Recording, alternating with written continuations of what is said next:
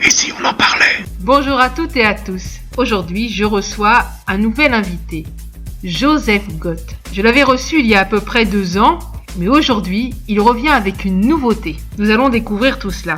Bonjour Joseph. Bonjour Corinne, merci de me recevoir dans cette émission. Merci aussi à tous les auditeurs, auditrices qui nous écoutent. Voilà, je suis vraiment très touché de passer ce moment avec vous. Pour ceux qui ne te connaissent pas encore, dis-nous, qui est Joseph Gott et comment te définis-tu? Alors c'est toujours compliqué de savoir se définir, en tout cas personnellement. Je suis Joseph, je me considère comme jeune puisque j'ai 22 ans. Je suis encore étudiant en Master 2 en communication politique dans une faculté à côté de Paris. Avant toute chose, je suis chrétien depuis quelques années maintenant. Même si j'avais grandi dans un contexte chrétien, je me suis vraiment engagé dans ma foi plus récemment. Et aussi de ce souhait de témoigner de Jésus dans ma vie. J'ai lancé un blog qui s'intitule Vive sa jeunesse autrement, puis tout récemment je publie un livre qui s'appelle aussi Vive sa jeunesse autrement, 20 défis pour ma génération. Mon souhait c'est de vraiment être un témoin parmi ma génération. Voilà l'événement.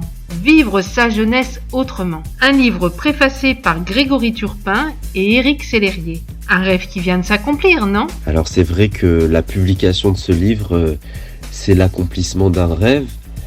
Un rêve pas forcément de longue date, parce que quand j'étais jeune, que ce soit au collège, au lycée ou encore en primaire, je maîtrisais pas très bien l'écrit, j'avais beaucoup de difficultés à rédiger, donc souvent c'est ma mère qui le faisait. J'avais aussi beaucoup de mal à lire, donc j'étais pas vraiment un littéraire. Mais c'est vrai que plus récemment, et puis aussi à travers mon chemin de foi, j'ai beaucoup lu, j'ai été très touché par mes lectures et à mon tour j'ai été amené à écrire et j'ai pris goût petit à petit comme ça à cet exercice. Et donc oui, c'est vraiment un rêve que Dieu a déposé dans mon cœur ces dernières années. C'est aussi un honneur que ce soit porté par cette maison d'édition, par Grégory Turpin et Éric Sellerier, qui sont pour moi des inspirations, des modèles. C'est vraiment un rêve éveillé en ça. Vivre sa jeunesse autrement. Un vrai défi pour les jeunes de cette génération. Oui, je pense que vivre sa jeunesse autrement, c'est un défi. C'est un défi parce qu'aujourd'hui, on a souvent des conceptions standardisées de comment il faut vivre en tant que jeune et comment il ne faut pas vivre. Et c'est vrai que dans notre contexte, notamment français, occidental, il y a toutes sortes de choses qui sont mises en avant, d'autres qui sont méprisées, et donc de savoir d'une part se différencier, se démarquer quand la foule va dans un sens et aller dans l'autre sens, c'est jamais évident, mais je crois que c'est profondément fécond, c'est profondément créateur, et je pense que c'est vraiment ça, notamment en tant que croyant et chrétien. Je pense qu'on est évidemment appelé à un moment ou à un autre à aller d'une certaine manière en contradiction de ce que ce monde aimerait parfois imposer par la force. Et alors j'ai feuilleté les pages de ce livre et j'ai découvert que tu nous partages en toute simplicité ton vécu, tes victoires, mais aussi tes combats. Et notamment le fait de s'affranchir du regard des autres, mais aussi ton combat avec la pornographie. 2 combats que jeunes et moins jeunes peuvent rencontrer. Pourquoi avoir décidé de partager ces choses alors que d'autres tiendraient cela caché? Si j'ai souhaité volontairement dans ce livre me livrer sur mon vécu, sur aussi mes zones d'ombre, c'est parce que c'est une démarche que j'ai commencé à avoir alors que je tenais ce blog, et j'ai été très touché de voir l'écho et le retour que ce genre d'articles et de témoignages suscitait. Et j'ai vraiment vu qu'en fait ce sont des problématiques qui touchent beaucoup de monde, et du coup ça a un peu dissipé ma honte ou ma fierté en me disant l'enjeu prioritaire c'est voilà de comprendre que ce ne sont pas des fatalités, que on peut y remédier, qu'il existe une espérance. Et donc c'est aussi ça qui m'a poussé vraiment à me livrer avec une certaine sincérité, vulnérabilité, tout en restant parfois plus pudique pour voilà rester dans une forme de décence. Mais c'est vrai que c'était vraiment aussi mon cœur. Je sais combien le témoignage peut toucher et impacter plus personnellement la vie des lecteurs. Ce livre est aussi un appel à quitter nos craintes, à découvrir quel est notre appel et à nous lever. Cependant, c'est aussi un appel à construire des ponts. Pourquoi ? À quoi ces ponts vont-ils servir ? Alors dans la question, tu mentionnais l'idée de se lever, de trouver notre appel. Et pour moi, aujourd'hui, je trouve ça très difficile. Même je suis dans une forme d'incompréhension de me dire que cet appel ne me pousserait pas à construire des ponts, parce que je pense que il y a de manière structurelle, de manière dans l'ADN de l'appel, de la mission à laquelle on est tous destinés, il y a forcément aussi cette mission de construire des ponts avec des gens qui ne partagent peut-être pas la même foi que nous.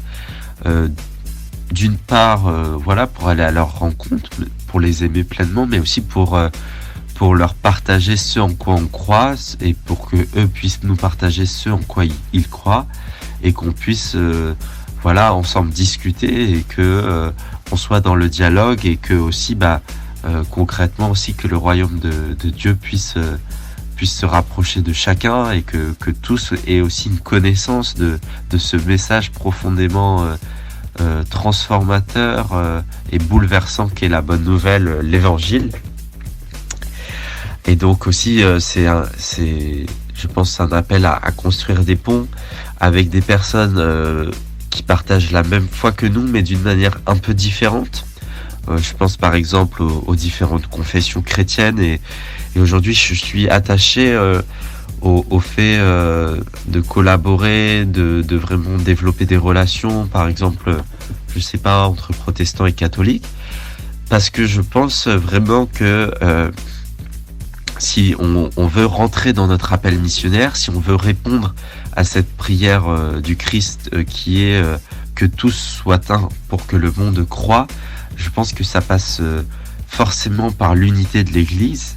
Alors encore faut-il bien la comprendre, cette unité, c'est pas l'uniformité, mais voilà, cette unité est vraiment dans la prière de Jésus pour que le monde croie. Et donc voilà, de manière assez simple, je fais vraiment confiance en cette parole-là. Encore une petite question, Joseph.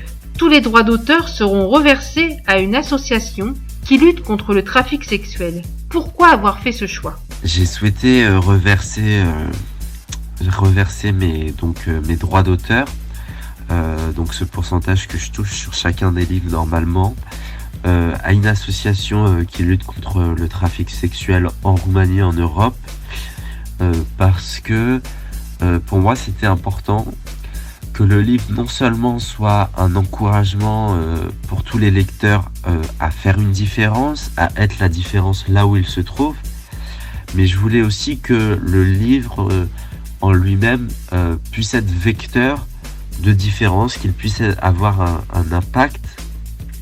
Et donc je me réjouis aujourd'hui de savoir que quelqu'un qui va acheter ce livre va aussi pouvoir aider l'association.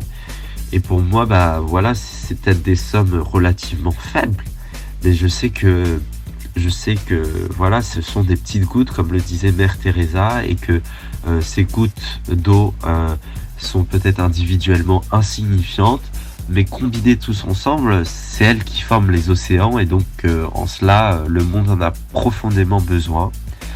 Et donc après, plus spécifiquement sur le trafic sexuel, parce que c'est une question à laquelle j'ai été confronté par mes voyages. C'est un fléau que j'ai pu voir de mes propres yeux. Je le raconte un peu dans le livre, mais voilà, en parcourant l'Europe de l'Est avec ma famille, on a connu des personnes, par exemple rencontrées dans des orphelinats, qui ont ensuite été prises